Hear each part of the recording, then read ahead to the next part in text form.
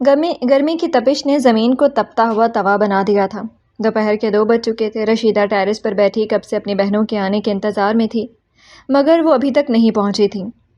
کمبخت، تو نے آنے میں بھی مجھے انتظار کروا کر خوش کر دیا، کب پہنچے گی تو؟ وہ کھڑی ہوئی اور اپنے کمرے سے باہر جانے کے لیے قدم نکالے ہی تھے کہ سامنے سیڑھیوں پر نظر پڑی تھی۔ حرام زادی، ابھی تک کمرے میں پڑی ہوگی۔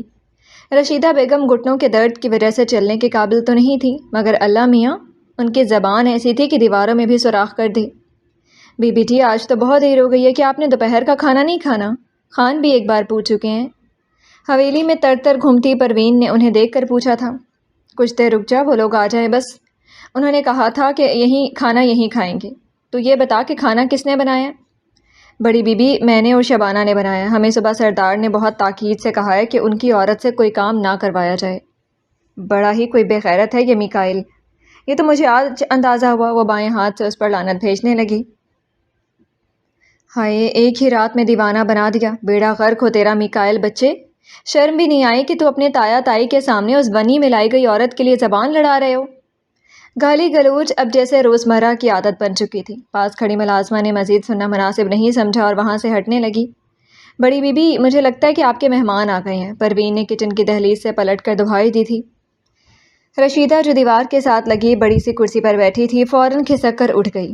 اس نے دیکھا کہ سامنے 4 لوگ آ رہے تھے۔ اس کی 2 بہنیں، جن کی شادی ٹیکسلا کے ایک ہی گھر میں ہوئی تھی۔ ایک بہن کی ایک ماڈرن سی بیٹی تھی اور دوسری بہن کا ایک برگر بیٹا تھا۔ نسرین، تم دونوں نے آج خوب انتظار کروایا، کب سے ٹیرس پر بیٹھی تم لوگوں کی راہ تک رہی تھی۔ مجھے تو لگا شاید تم لوگوں نے ارادہ بدل لیا ہوگا۔ وہ باری باری دونوں سے گلے لگی تھیں۔ نہیں رشیدہ آپا، بس آپا کی بیٹی تیار ہونے کا نام ہی نہیں لے رہی تھی، کب سے کمرے میں آئینے کے سامنے کھڑی سج رہی تھی۔ وہ میک اپ کے انبار تلے دبی اس لڑکی کو دیکھنے لگیں جس نے چست شرٹ کے ساتھ ٹائٹ جینز پہن رکھی تھی، بالوں کو ہلکے کرلز کے ساتھ کھلا چھوڑا ہوا تھا اور ہونٹوں پر گہری مرون لپسٹک سجا رکھی تھی۔ راحیلہ منزہ، ماشاءاللہ کتنی پیاری ہو گئی ہے۔ اس کے سر کو دونوں ہاتھوں کے ہالے میں بھر کر پیشانی پر بوسہ دینے لگیں۔ اس لڑکی کو باقاعدہ جھکنا پڑا تھا کیونکہ ایک تو وہ قداور تھیں اور اوپر سے اونچی ہیلز پہن رکھی تھیں۔ خالہ، مجھے بھی دیکھیں، میں بھی یہیں ہوں۔ برگر لڑکے نے اپنی موجودگی کا احساس دلانا چاہا جو اس لمبی لڑکی کی موجودگی میں پنہاں ہو گیا تھا۔ رشیدہ تو کسی اور ہی خیالوں میں کھوئی ہوئی تھی۔ اس کا دماغ جیسے اس نے شیطان سے کرائے پر لے رکھا ہو، وہ اچھا تو سوچ ہی نہیں سکتی تھی۔ مرتضیٰ، میرے بچے، میں تجھے بھول سکتی ہوں کیا؟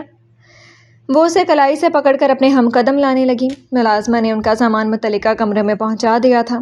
پروین، کھانا لگا دو۔ راہداری سے گزرتے ہوئے وہ کچن کے پاس آواز دینے لگی۔ تم لوگ بتاؤ بچوں، پہلے کچھ پینا ہے یا پھر کھانا کھائیں گے؟ اس نے مرتضیٰ کو دیکھ کر کہا تھا۔ خالہ، کھانا لگا دے، میں نے صبح ناشتہ بھی صحیح سے نہیں کیا تھا۔ منزہ نے منہ بسورا۔ راحیلہ، اسے تو کچھ کھلاتی نہیں ہے، یہ تو بالکل ڈنڈے جیسی ہو گئی ہے۔ خود پوچھو اس سے کیا کمی ہے اس کو، مگر جب دیکھو ورزش کے سوٹ اور جوتوں میں بھاگ رہی ہوتی ہے۔ ماما، ہمیں اپنا فگر مینٹین کرنا پڑتا ہے، اور خالہ آج کل ایسی باڈی شیپ حاصل کرنے کے لیے لوگ سرجریاں کرواتے ہیں، میں تو پھر بھی نیچرل ہوں۔ وہ ایک ادا سے بال پیچھے جھٹکنے لگی۔ ڈرائنگ روم بھر گیا تھا۔ تینوں بہنیں باتوں میں مصروف تھیں اور منزہ اپنے کیمرے سے مختلف زاویوں سے اپنی تصویریں بنانے میں مگن تھی۔ خان اشفاق اپنی اجرک سنبھالتے ہوئے وہاں آئے تھے، اپنی موجودگی کا احساس دلانے کے لیے گلا صاف کرنے لگے تھے۔ ارے خان جی، کھانا لگ گیا ہوگا۔ رشیدہ اس کے لیے کھڑی ہوئی تھی اور پیچھے پیچھے احتراماً اس کی دونوں بہنیں بھی۔ خان نے انہیں بیٹھنے کا اشارہ کیا تھا۔ سلام بھائی صاحب۔ وہ سر کو ہلکی سی جنبش دینے لگے۔ مزمل ان کے سامنے آگے کو جھکا۔ انہوں نے اس کے کندھے پر تھپکی دی تھی۔ منزہ ماں کی نصیحت یاد کر کے تمیز سے بیٹھ گئی تھی۔ کیسے جا رہے ہیں تم دونوں کے شوہروں کے کاروبار؟ وہ کیوں نہیں آئے؟ رشیدہ تو خوشی سے نہال ہوئی تھی۔ اس کا شوہر کب اس کے آئے مہمانوں کے ساتھ سیدھے منہ بات بھی کرتا تھا۔ بھائی صاحب، مراد تو شہر سے باہر گیا، اس کی کوئی ضروری میٹنگ تھی، راحیلہ نے جواب دیا تھا اور حیرانی سے بہن کو دیکھا۔ خان نے سر ہلانے پر اکتفا کیا تھا۔ مزمل، تم آج کل کیا کر رہے ہو؟ جی میں کچھ خاص نہیں، بس پڑھائی مکمل ہوئی ہے تو فی الحال فارغ ہی ہوں۔ وہ اپنی ماں کو دیکھنے لگا۔ کتنا شریف بن رہا ہے یہ بندہ۔ منزہ دل ہی دل میں بڑبڑاتے ہوئے اپنے چچا زاد پر حیران ہو رہی تھی۔ اور تم کیا کر رہی ہو؟ خان نے ایک نظر اس کے پہناوے پر ڈالی اور پھر نظروں کا زاویہ بدل لیا۔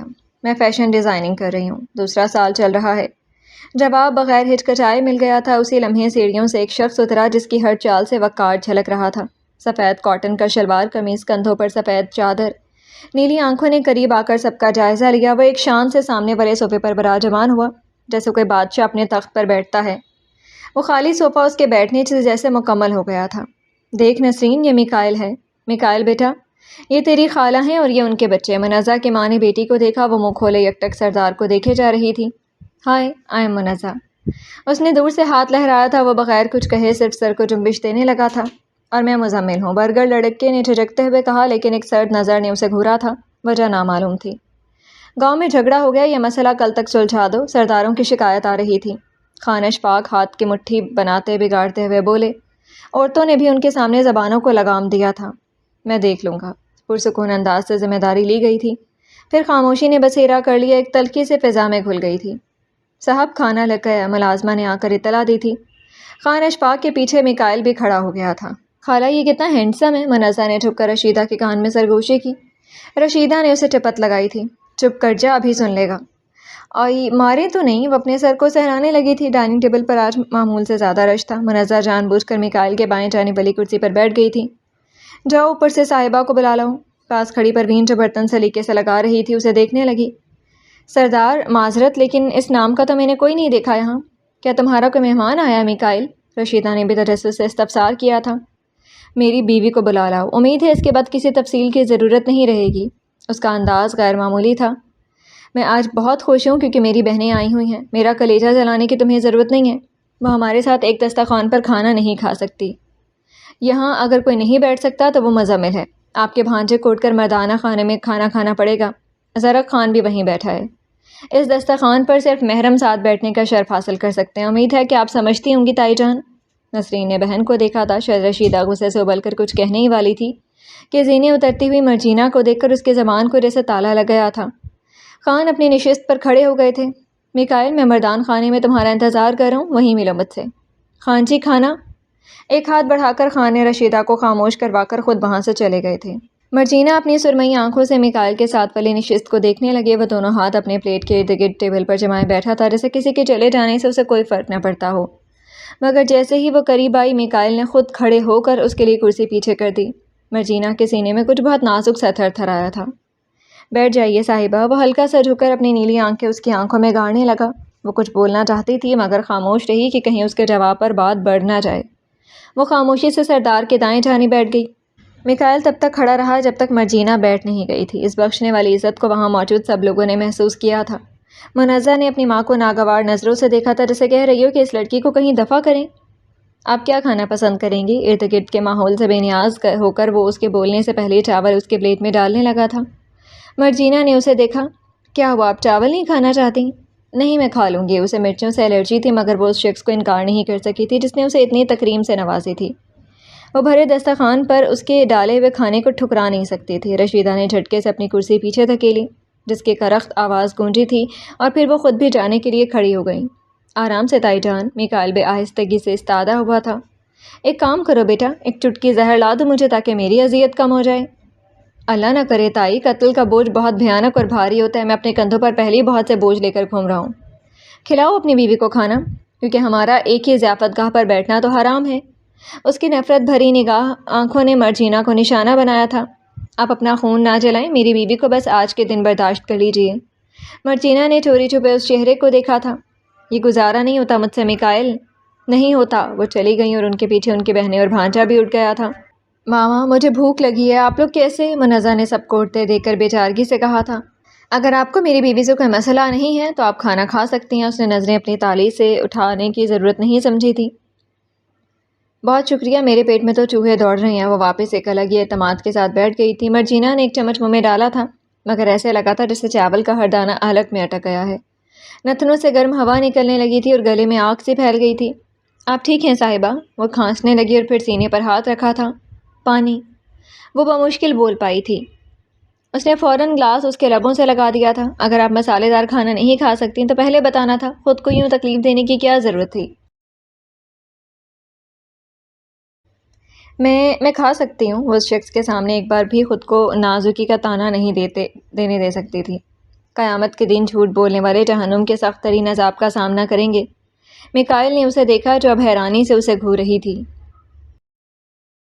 صاحبہ، صرف یہی نہیں، ان کی زبانیں کاٹ دی جائیں گی اور چہروں پر کالک مل دی جائے گی۔ وہ اپنا گلا کھنکھاڑتے ہوئے صاف کرنے لگی تھی۔ ہر چیز کا دار و مدار نیتوں پر ہے۔ یہ حدیث تو اس نے بچپن میں سیکھا تھا کہ جس کو اپنی دلیل بازی میں وہ حلق پھاڑ کر بولتی تھی، جیسے ابھی کہا تھا اگر نیت میں اچھائی بھی ہو تب بھی وہ کام نہیں کرنے چاہیے جو آپ کو اذیت دیں۔ ہم پر سب سے پہلا حق ہمارا اپنا ہوتا ہے۔ اس کے تاریخی جواب کا جواب مل گیا تھا۔ وہ کچھ دیر کے لیے سوچتی رہی اور وہ دوبارہ کھانے میں مصروف ہو گیا۔ اس پر مرجینہ کو خود اپنے لیے کھانا نکالنا تھا۔ کیا مجھے وہ سیلڈ مل سکتا ہے؟ منزہ نے میکائل کی طرف دیکھا مگر اس کی پیشانی پر ابھری ناگواری کی شکنیں وہ واضح محسوس کر سکتی تھی۔ صاحبہ انہیں سیلڈ دے دو۔ اس نے اپنا چمچ بھی پلیٹ میں رکھ دیا تھا۔ توہین کے احساس نے منزہ کا رنگ اڑا دیا تھا۔ میں دیتی ہوں آپ کو۔ اس نے سوال نہیں کیا، سلاد کی پلیٹ کو اس کے آگے کر دیا جسے اس نے کہا تھا کرنے کو۔ Thank you. وہ ہچکچائی تھی۔ کوئی بات نہیں۔ مرجینہ نے ایک نظر سردار پر ڈالی جس کے تاثرات سپاٹ تھے۔ Excuse me. نہ صرف بے جگہ ہونے کے احساس نے اس کو اٹھ کر جانے پر مجبور کیا تھا بلکہ سردار کی سرد، غیر متحرک اور بھاری موجودگی نے منزہ کے ارادوں کو متزلزل کر دیا تھا۔ آپ کو مجھے یہ دسترخوان پر نہیں بلانا چاہیے تھا۔ سب گھر والے میری وجہ سے بھوکے اٹھ گئے ہیں۔ اس وسیع و عریض ڈائننگ ٹیبل پر صرف وہ دونوں ہی رہ گئے تھے۔ آئندہ ایسا نہیں ہوگا، لیکن ابھی آپ کو کھانا کھانا ہوگا۔ ان سب کے جانے کا کچھ تو فائدہ ہونا چاہیے نا۔ آپ کیا کر لیں گے؟ وہ رومال سے منہ صاف کرتے ہوئے اس کے تیور بھانپنے لگی۔ میکائل جبل خان اپنے وقت پر ارادوں کی سنوائی کرنا اچھے سے جانتا ہے۔ پتہ نہیں اب کون سا عذاب آنا باقی ہے۔ وہ بڑبڑائی تھی۔ عذاب تو آنا ہے، مگر نوح علیہ السلام کی قوم میں جو لوگ معصوم اور حق کے ساتھی تھے، خدا نے انہیں آسمانی کشتی کے ذریعے نجات دلائی تھی۔ آپ بھی نجات پائیں گی۔ وہ ہر بار ہر بات میں کسی نہ کسی انداز سے یہ واضح کر دیتا تھا کہ وہ اس کی نظر میں بے گناہ، معصوم اور بے قصور ہے۔ جس مقام پر میں کھڑی ہوں مجھے لگتا ہے کہ میں بھی نہیں بچوں گی۔ ایک مایوس کن سرگوشی میکائل کے کانوں تک پہنچ گئی۔ اور آپ کو ایسا کیوں لگتا ہے؟ وہ جواب دینے میں تاخیر کرنے لگی تھی۔ اس نجات میں اللہ نے یہ شرط رکھی تھی کہ کوئی پیچھے مڑ کر نہیں دیکھے گا، ورنہ وہ بھی عذاب کی زد میں آ جائیں گے۔ لیکن کیا؟ جملہ ادھورا رہ گیا تھا۔ لیکن مجھے تو آگے کا کوئی راستہ دکھائی نہیں دے رہا۔ میرا سب کچھ تو پیچھے چھوٹ گیا ہے۔ نمی نین کٹوروں میں جھلکنے لگی تھی۔ ایک بات ہمیشہ یاد رکھیں صاحبہ، وہ ہمتاً گوش ہوئی جیسے کوئی شاگرد اپنے استاد کو سنتا ہے۔ جو لوگ آپ سے پیچھے رہ جائیں وہ کبھی آپ کے خیر خواہ نہیں ہو سکتے۔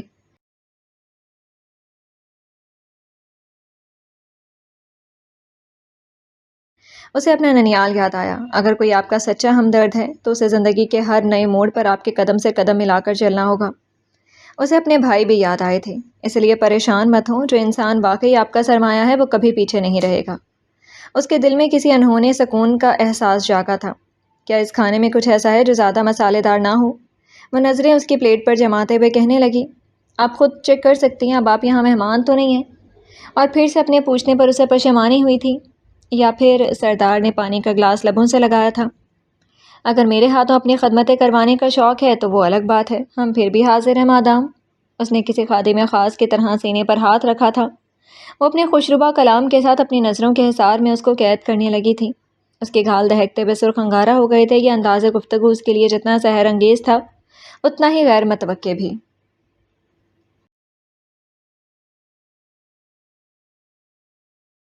ہسپتال کے سرد کمرے میں داخل صالحان کو بالآخر ہوش آ گیا تھا۔ سرحانِ سفینہ خان پریشان کھڑی تھی اور سامنے ضامن خان موجود تھا جس کے چہرے پر غصے کے آثار عیاں تھے۔ صالحان، اگر تم کہو تو میں کل ہی جرگہ بلا سکتا ہوں۔ میں اس گاؤں کا خان ضامن خان ہوں۔ اس کا رنگ اپنے منجمد تاثرات سے سرخ اناری ہو گیا تھا۔ میرے بازوؤں میں اب بھی اتنا دم ہے کہ سردار میکائل کے چنگل سے مرجینہ کو چھین سکوں۔ اس کا پورا وجود غیظ و غضب کی آگ میں سلگ رہا ہو۔ ضامن خان، آپ ذرا اپنے گرم خون کو جوش دینا بند کریں اور میرے بیٹے کو ورغلانا بھی چھوڑ دیں۔ سفینہ خان نے جلالی مگر مبہم انداز میں شوہر کو دیکھا۔ ضامن خان نے ایک تیکھی ترچھی نظر سے بیوی کو جواب دینا چاہا مگر لفظ اس کے منہ میں ہی رہ گئے۔ ابھی کوئی فائدہ نہیں ابا۔ صالحان کی کھاری ہوئی نکیہ صدا ابھری تھی۔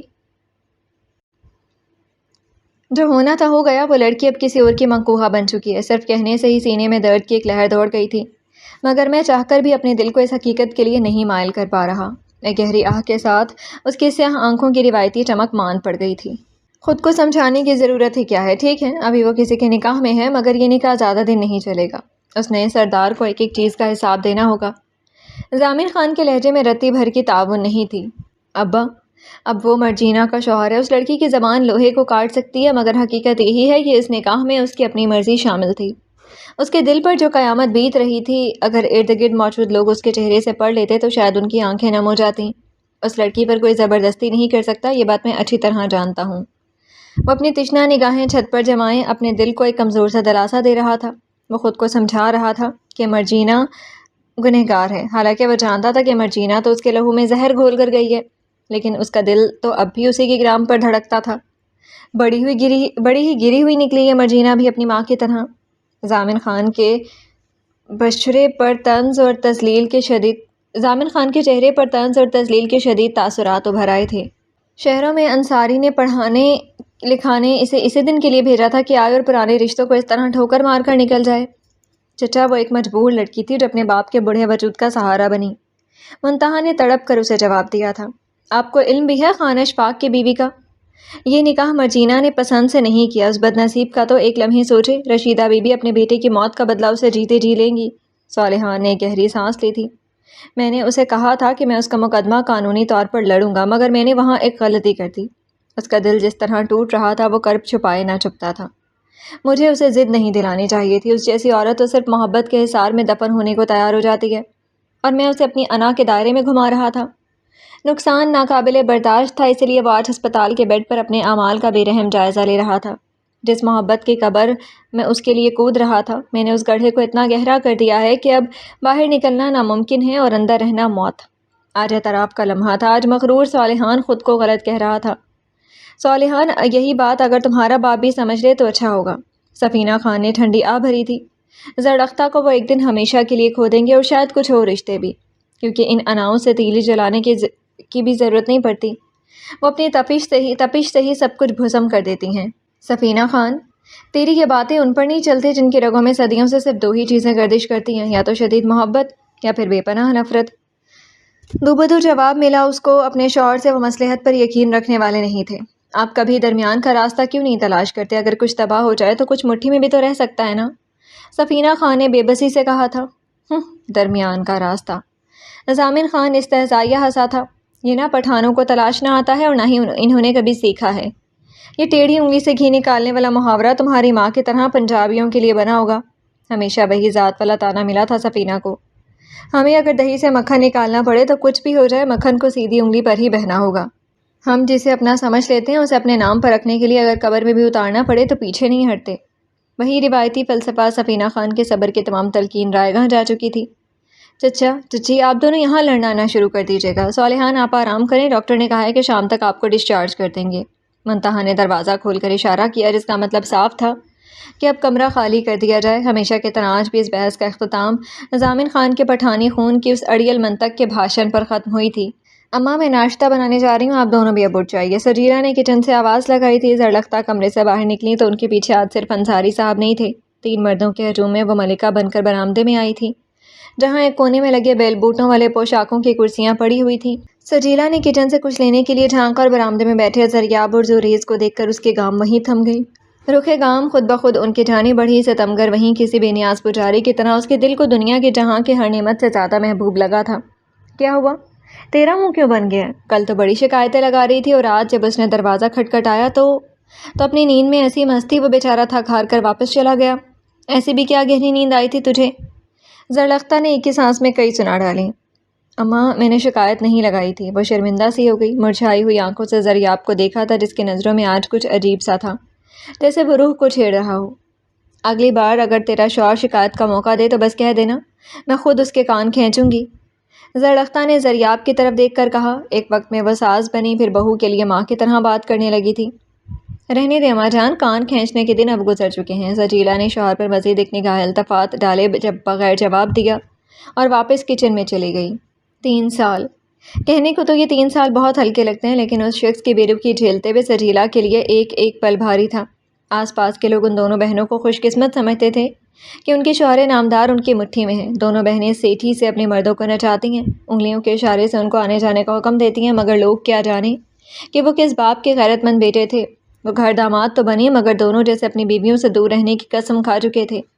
ایک آنسو کومل گال پر گرا ہی تھا کہ چائے نے ابال کھا لیا۔ وہ ماضی کی ٹرین سے حال کے اسٹیشن پر واپس اترے تھی۔ بہت دیر لگا دی تم نے؟ زریاب خان نے شیلف سے کمر ٹکایا تھا۔ سجیلہ کو اس کے کچن میں آنے کی خبر تک نہیں ہوئی تھی۔ وہ پلٹے بغیر سنی انسنی کر کے اپنے کام میں مگن رہی۔ تم سے کہہ رہا ہوں۔ زریاب اس کے قریب ہوا، درمیانی فاصلہ انتہا حد تک مٹ گیا تھا۔ اس کی سانسوں کی تپش سجیلہ کے کان کی لو کو چھونے لگی تھی۔ مجھے کام کرنے دیں ضریاب خان، میرا آپ کے منہ لگنے کا کوئی ارادہ نہیں ہے، اس نے بے رخی سے کہا۔ اس کی مردانہ خوشبو اس کے نتنوں سے گزرتے ہوئے اعصاب پر سوار ہو رہی تھی۔ تو اس کا مطلب ہے کہ کل رات تم نے جان بوجھ کر کمرے کا دروازہ نہیں کھولا تھا۔ سجیلا نے چولہا بند کیا اور ماچس کی ڈبیا پٹکنے والے انداز میں شیلف پر رکھ دی۔ میری مرضی، میں جسے چاہوں آنے دوں، جسے نہ چاہوں روک دوں۔ اس بات سے آپ کو کوئی فرق نہیں پڑنا چاہیے۔ وہ کچھ دیر اپنی عورت کے اس پتھر تاثرات سے ڈر گیا تھا۔ میرے بغیر تمہارے کمرے میں آ کون سکتا ہے؟ اور پھر اس کے لہجے میں سختی در آئی تھی۔ سجیلا بیگم، ان 3 سالوں میں اتنا تو جان گئی ہوگی کہ میں کتنا اڑیل اور ضدی انسان ہوں۔ ہڈیاں توڑ دوں گا اس کی جسے تم نے میرے علاوہ اپنی دہلیز پر قدم رکھنے کی اجازت دی۔ خوف کا آئینہ دھندلا کر حق جتانے کی کوشش ہو گئی تھی۔ آپ کبھی بھی میرے اتنے قریب کھڑے ہونے کی ضرورت نہیں ہے۔ بڑے مرد بنے پھرتے ہیں نا، تو مجھ سے دور ہی رہیں۔ چاہیں تو طلاق دے کر اپنی مردانگی پر مہر لگا دیں۔ وہ رو پڑی اور اپنی مٹھیوں سے اس کے سینے پر وار کرنے لگی۔ تم میرا نام لے کر مرو گی، یہ بات یاد رکھنا۔ اس نے اپنی شہادتی انگلی سے اس کا آنسو صاف کیا، مگر آج اس کے آنسو تھمنے والے نہیں تھے۔ آپ کو میری کوئی پرواہ نہیں ہے ضریاب خان۔ میں نے ہر خوشکن لمحے میں ہر بیوی کے شوہر کو تشنہ نگاہوں سے دیکھا ہے۔ جب مجھے آپ کی سب سے زیادہ ضرورت تھی تب آپ میرے پاس نہیں تھے۔ یہ ایک اور اعتراف محبت تھی جو شکووں کی چادر میں لپٹی ہوئی تھی۔ آج اتنا غبار ہے نکال دو، میں صرف تمہاری سنوں گا سجیلا۔ اس کی قربت میں وہ پگھل رہی تھی۔ یہ کہہ کر آپ مجھ پر کوئی احسان نہیں کر رہے، آپ کو سننا ہی ہوگا۔ آپ کی خاطر میں ہمیشہ اپنے ماں باپ سے لڑی ہوں۔ ماں کی نظر میں ایک خود غرض اور نافرمان اولاد بن گئی، کیونکہ میری یہ گز بھر لمبی زبان آپ کی برائی سن کر خود بخود بولنے لگتی ہے۔ ضریاب کے چہرے پر مبہم سے مسکراہٹ آئی تھی، مگر اس نے اس بے اعتنائی کو سننا چن لیا تھا۔ میں آپ کو کبھی گھر داماد بننے پر مجبور نہیں کرتی، مگر میں آپ سے دور ہونا بھی نہیں چاہتی تھی۔ ابا نے تو مجھ سے خلا کے کاغذات پر دستخط کروا لیے تھے۔ اگر میں نے اپنی مکاری کا ڈرامہ نہ رچایا ہوتا تو آج ہم ساتھ نہیں ہوتے۔ اس کی نظریں جھکیں جیسے اس حرکت پر آج بھی پشیمانی ہوں۔ میں سن رہا ہوں بیگم، بولتی رہو۔ وہ اس کی کمر کو اپنے بازوؤں کے حصار میں مکید کر کے اپنے سینے سے اس کو لگا لیا تھا۔ آپ نے وہ خوبصورت 2 سال بھلا دیے ضریاب خان۔ میرے بھائی کا مسئلہ تو ہماری شادی کے 3رے سال شروع ہوا تھا۔ آپ میری مجبوری کیوں نہیں سمجھ پائے؟ اس گاؤں کے مردوں کے لیے عورت بھی غیرت ہے، جائیداد بھی غیرت ہے، محبت بھی غیرت ہے۔ مختصر یہ کہ آپ سب کھوکھلے ہیں جن کا اپنا کچھ نہیں ہے۔ وہ روتے ہوئے اپنی بہتی ناک صاف کرنے لگی۔ میں تمہاری مزید شکوے بھی سن سکتا ہوں۔ اس نے ایک اور مکہ اس کے سینے پر جڑ دیا تھا۔ آپ وہی کریں گے جو آپ چاہتے ہیں، جسے کرنے میں آپ کا شملہ اونچا رہے، چاہے کوئی جیے یا مرے، آپ کو کوئی فرق نہیں پڑتا۔ مجھے بہت فرق پڑتا ہے۔ عجیب سی گہرائی اس کی آواز میں اب اتر آئی تھی۔ میں روز اس وقت چلتا تھا جب تمہارے سحر انگیز چہرے سے خود کو گھسیٹ کر نکالتا۔ وہ نظروں سے اس کے مکھڑے کا متحرک طواف کر رہا تھا۔ تم بھی تو ظالم ہو، اس نے بھویں سکیڑ تھیں۔ یاد ہے، ہر روز ان گلاب کی پنکھڑیوں جیسے لبوں کو میری پسندیدہ سرخی سے رنگتی تھیں، میری پسند کی خوشبو لگا کر مجھے آزمائش میں ڈالتی تھیں۔ اس کے گال کو بڑی انگلی سے سہلانے لگا۔ جب تم جان بوجھ کر میرے سامنے اپنے بادل جیسے سیاہ بال سلجھاتی تھی تو میرے جذبات مجھے کاٹنے لگتے تھے۔ اس کے نتنی سے لٹکے گھنگروؤں کو اپنی انگلی سے چھیڑنے لگا تھا۔ میں پھر بھی تو ہار گئی تھی ضریاب خان۔ میں اپنی ہر کوشش کے باوجود آپ کو اپنے جال میں قید نہ کر پائی۔ وہ استہزائیہ انداز میں ہنسی تھی۔ اگر تم جیت جاتی تو میرا پٹھان خون ہار جاتا۔ مجھ میں اتنا حوصلہ نہیں ہے کہ ان روایات کو توڑ سکوں جن پر یہ معاشرہ ایک مرد کو مرد تسلیم کرتا ہے۔ ہر ہتھیار سے بڑا خوف اس معاشرے کا خوف اس نے سامنے رکھ دیا تھا۔ شاید ایک دن تم خود بھی مجھے بغیرت کہتے، کیونکہ انسان وہی بولتا ہے جو اپنے ارد گرد سنتا ہے۔ یہ کہیں گہری بات اس کی زندگی کا تجرباتی نچوڑ تھا۔ بتاؤ میری خوبصورت بیگم، کیا تمہیں یہ منظور ہوتا کہ تمہارا شوہر ایک نچلے درجے کا مرد کہلاتا اور خود سے بھی اپنی نظریں ملانے کے قابل نہ رہتا؟ سجیلا نے اپنی جھکی ہوئی نظریں اٹھائیں اور اس کے فراخ پیشانی پر مرکوز کر دی۔ آپ ہمیشہ میرے لیے مردوں میں افضل رہیں گے، چاہے دنیا کچھ بھی کہے۔ سجیلا ضریاب خان کو اس کے زندگی کے بدترین حالات میں بھی اپنا رہنما تسلیم کرے گی۔ ضریاب نے اس کی پیشانی پر اپنے لبوں کا لمس چھوڑا۔ 3 سال بعد سجیلا نے اس بجلی کی لہر کو اپنے وجود میں دوڑتا ہوا محسوس کیا تھا۔ اس نے آنکھیں بند کر کے خود کو اس کے سینے سے لگا لیا۔ رخسار پھر سے نم تھے، جیسے وقت سے التجا کر رہی ہوں کہ ٹھہر جاؤ، میری جھولی سے یہ لمحے پھسلنے مت دینا۔ بلا شبہ اللہ نے تمہارے لیے تمہاری ہی جنس سے جوڑے بنائے تاکہ تم ان کے پاس سکون حاصل کرو، اور تمہارے درمیان محبت اور رحمت رکھ دی۔ سورۃ الروم 30:21۔ مردان خانے میں اس وقت گاؤں کے کچھ معززین بیٹھے تھے۔ سردار کو داخل ہوتے دیکھ کر سب احتراماً کھڑے ہوئے، مگر میکائل نے ہاتھ کی ہلکی سی جنبش سے انہیں بیٹھنے کا اشارہ کیا۔ خان نے مختصراً بات کی، الوداعی کلمات کہے اور وہ سب سینے پر ہاتھ باندھے سلام کرتے وہاں سے رخصت ہو گئے۔ تایا سائیں، آپ نے یاد کیا تھا، کوئی خاص بات؟ میکائل نے قدم آگے بڑھایا۔ خان اشفاق نے سر کو اسبات میں جنبش دی تھی۔ میں سن رہا ہوں۔ اس نے دائیں گھٹنے پر ہاتھ رکھا اور دوسرے ہاتھ کی بڑی انگلی سے اپنے سبز نیلے زمرد والی انگوٹھی کو گھمانے لگا۔ اس وقت وہ کسی ریاست کا مغرور بادشاہ لگ رہا تھا۔ تم نے آج دوسری بار انصاری کی بیٹی کی خاطر گھر والوں کے درمیان بدمزگی پیدا کی ہے۔ مجھے تمہارا یہ فساد بھڑکانے والا انداز قطعاً پسند نہیں آیا۔ وہ کچھ دیر خاموش رہا اور خان اشفاق کو اس کی یہ خاموشی اپنی تذلیل محسوس ہوئی تھی۔ میکائل، جواب دو ہمیں، کیا ہماری بات تمہارے کانوں تک نہیں پہنچی؟ خان یہی چاہتا تھا کہ یہ خوبرو مرد اس کے سامنے سربسجود ہو کے رہے، مگر یہ اس کی خوش فہمی تھی۔ وہ لڑکی میری بیوی ہے تایا سائیں۔ اپنے سے جڑے ہوئے کی اہمیت وہ جتانے لگا تھا۔ آپ کا بار بار اس کے لیے ونی کا لفظ استعمال کرنا مجھے منظور نہیں ہے۔ اعتراض اٹھا یا پھر دھمکی ملی تھی؟ میں اس لیے خاموش رہا کیونکہ اگر میں نے زبان کھولی تو شاید آپ کو اچھا نہ لگے۔ اپنی اختیار کی اور اس کے اوقات کی یقین دہانی ہوئی تھی۔ میکائل جبل خان، اور پھر اس کا نام لے کر اس نے اپنی اجرک جھٹکی تھی۔ میں سن رہا ہوں تایا، آپ فرماتے رہیں۔ خان کی آواز میں غصے کا ارتعاش تھا، مگر سامنے بیٹھے سردار کی نیلی آنکھوں میں خاموش خطرہ ابھر آیا تھا۔ میں آج ہی اپنے باپ کی حویلی میں منتقل ہو رہا ہوں، اپنی بیوی سمیت۔ آپ کی اس حویلی میں اب غیر مردوں کی آمد و رفت حد سے زیادہ بڑھ گئی ہے۔ خان اشفاق کو ایک پل کے لیے اپنا وجود ہلکا محسوس ہونے لگا تھا۔ ان کی سختی، ان کا رعب میکائل جبل خان پر بے اثر ثابت ہو رہا تھا۔ تم اپنی حد بھول رہے ہو میکائل۔ میری حویلی میں ایسا کون آیا جس پر تم نے یہ کہنے کی جسارت کی؟ خان کی پیشانی پر پسینہ چمک رہا تھا۔ کچھ دیر پہلے آپ دسترخوان پر مزمل کے ساتھ بیٹھے تھے۔ آپ اسے گھر کی عورتوں کے ساتھ کھانے کی اجازت کیسے دے سکتے ہیں؟ اس حویلی میں انیلا بھی ہے اور اب میری بیوی بھی۔ میں ہرگز برداشت نہیں کروں گا کہ کوئی غیر محرم میری بیگم کے ساتھ ایک ہی دسترخوان پر بیٹھے۔ اس کا انداز ایسا تھا جیسے کوئی سلطان اپنی رعایا کو حکم دے رہا ہو۔ شاید تم بھول رہے ہو مزمل رشیدہ کا بھانجا ہے۔ اگر مجھے اس کے بیٹھنے پر اعتراض نہیں تو تمہیں بھی یہ حق حاصل نہیں ہے۔ خان اشفاق غصے سے کھڑے ہو گئے تھے۔ سامنے بیٹھا سردار ہلکا سا مسکرایا، جیسے خان کی اصل جگہ ان کے سامنے کھڑا ہونا ہی تھا۔ میری بیوی پر کسی کی نظر نہ پڑے، اس کے لیے میں نے آج زرق خان کو بھی تنبیہ کی ہے، اور آپ کہہ رہے ہیں کہ آپ کے بیگم صاحبہ کا بھانجا آئے گا اور مجھے اعتراض نہیں ہوگا۔ میں نے فیصلہ کر لیا ہے، اس کے رہنے کا ٹھکانہ اب الگ ہوگا۔ جس لڑکی کے حق میں سردار یوں لڑ رہا تھا، کیا وہ اسے اپنے دل میں جگہ دینے سے خود کو روک پاتی؟ اگر وہ اپنے مرد کو یوں اپنے لیے ڈھال بنتے دیکھ لیتی؟ اگر میں نے پرسوں تمہارے سر پر یہ دستار نہ سجائی ہوتی تو آج تم مجھے میری اوقات یاد نہ دلاتے۔ میکائل، میں نے اپنے پاؤں پر خود کلہاڑی ماری ہے۔ خان اشفاق کا لہجہ تلخ ہو گیا تھا۔ میرا یہ روپ آپ کے لیے نیا ہوگا تایا سائیں، کیونکہ میرے گرد بہت کچھ ایسا ہوا ہے جس کی سزا گنہگار کو کلہاڑی سے ٹکڑے ٹکڑے کرنے ہی تو کیا زندہ جلانے سے بھی پوری نہیں ہوگی۔ میکائل نے اپنی مٹھی بھینجی تھی۔ شاید، میں نہیں جانتا، یقیناً نہیں جانتا، مگر تم جو بک رہے ہو وہ ٹھیک نہیں ہے۔ میں نے تو الٹا تم پر احسان کیا۔ سوتیلے بھتیجے کو کون پالتا ہے؟ میں نے پالا ہے۔ میں نے تمہیں پڑھایا، باہر بھیجا، سرداری بخشی اور اپنی اولاد سے بڑھ کر چاہا، اور بدلے میں تم کہتے ہو کہ مجھے زندہ جلا دینا چاہیے تھا۔ خان نے ایک ہی سانس میں اپنے احسانوں کا لبادہ اوڑھ لیا تھا۔ سچ کہتے ہیں پرائی اولاد کبھی کام نہیں آتی۔ وہ غصے سے واپس صوفے پر ڈھیر ہو گئے تھے۔ میکائل کے چہرے کے تاثرات ایک لمحے میں بدلے، بالکل ویسے جیسے تپتی دھوپ کے بعد ایک سرد سایہ لہراتا ہے۔ وہ اپنی جگہ سے اٹھا اور خان کے پاس آ کر بیٹھ گیا۔ میں نے ایسا کچھ نہیں کہا تایا سائیں، آپ نے میری بات کا غلط مطلب نکالا۔ آپ کے احسانات تو مجھ پر عمر بھر رہیں گے۔ خان کو لگا کہ شاید یہ پہاڑ جیسا مرد ان کے فریب میں آ گیا ہے۔ تم نے ہمارا دل دکھایا میکائل۔ کیوں بھول جاتے ہو کہ تم ہمارے بڑھاپے کا سہارا ہو؟ میں آپ کو کبھی گرنے نہیں دوں گا، یہ میرا وعدہ ہے۔ وہ ان کے ساتھ صوفے پر برابر آ بیٹھا۔ تیری تائی اس لڑکی کو لے کر بہت جذباتی ہے، اس کی حمایت مت کیا کرو۔ وہ معمولی سے ونی میں آئی ہوئی مجرمہ ہے، اسے جھکنا ہی پڑے گا، اپنے باپ کے گناہوں کا بوجھ اسے اٹھانا ہوگا۔ خان نے میکائل کے ہاتھ پر تھپکی دی، مگر میکائل کے ہاتھوں کی سلگتی تپش بھی خان نے بخوبی محسوس کر لی تھی۔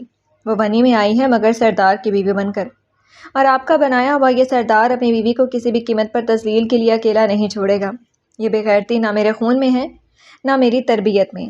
میکائل، تم دوسری شادی کر لو، اس لڑکی کے سحر سے نکل جاؤ گے۔ یہ غیرت اور محبت کسی دوسری بیوی کے لیے دکھانا، میں خود تمہیں شاباشی دوں گا۔ خان نے اس کا ہاتھ چھوڑتے ہوئے کہا تھا، میری زندگی میں اگر کوئی دوسری بیوی آئی بھی تو وہ بیوی کی حیثیت لے کر آئے گی، اور آپ ہمیشہ مجھے اس رشتے کی عقیدت میں سرشار پائیں گے۔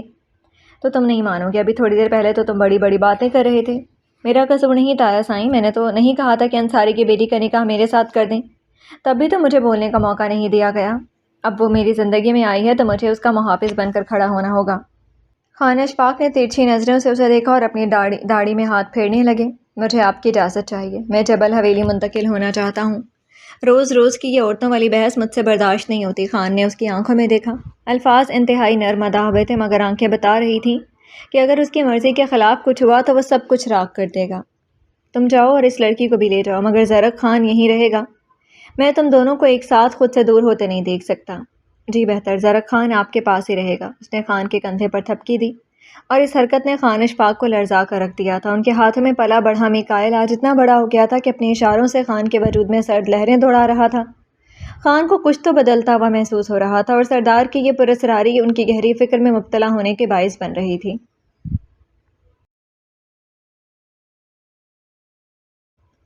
صالحان کو گھر لوٹے ایک دن بیت چکا تھا مگر دل کا غبار ابھی تازیانہ بن کر برس رہا تھا۔ ناک پر بندھی سفید پٹی اس کے حال کی گواہ تھی۔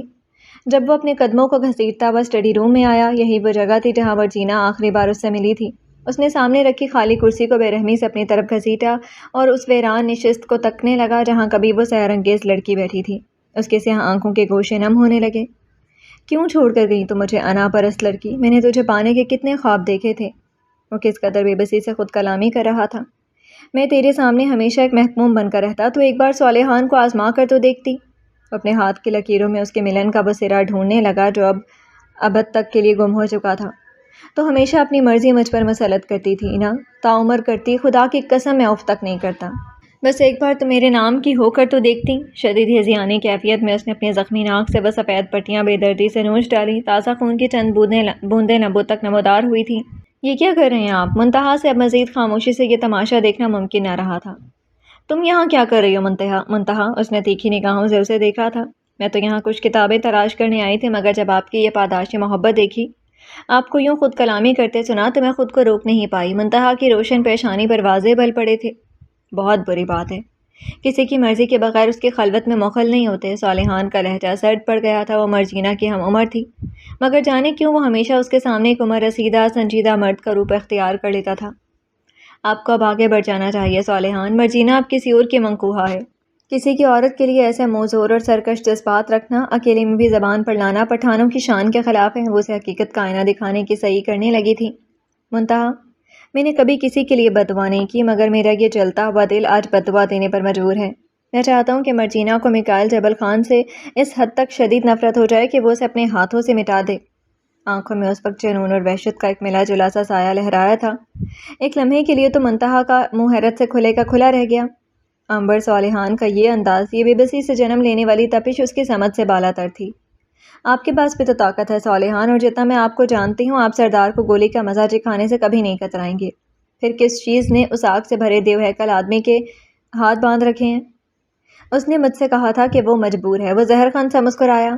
اور جو مرد کسی مجبور عورت کی رد کو اپنے انا کا مسئلہ بنا لے وہ میری نظر میں بے غیرت ہے۔ میں مرجینا کی نظروں میں اس حد تک نہیں گر سکتا۔ میں چاہ کر بھی اس سردار پر بندوق نہیں تان سکتا کیونکہ وہ اب اس کا محافظ ہے۔ وہ اپنے بالوں کو بے ترتیب سے نوچنے لگا جیسے خود کو جسمانی اذیت دیے بغیر اس کے پاس اب کوئی چارہ ہی نہ بچا ہو۔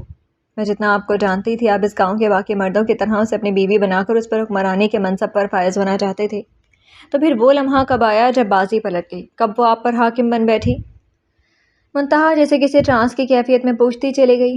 وہ عورت دیمک کی طرح مجھے اندر سے کاٹتی گئی۔ اس نے ایک لمبی سرد سانس کھینچی جیسے آکسیجن کم پڑ رہا ہو، اور میں خوشی خوشی اس کی ان بے باک بے خوف سرمئی آنکھوں اور تلوار جیسے تیز زبان سے کٹتا چلا گیا۔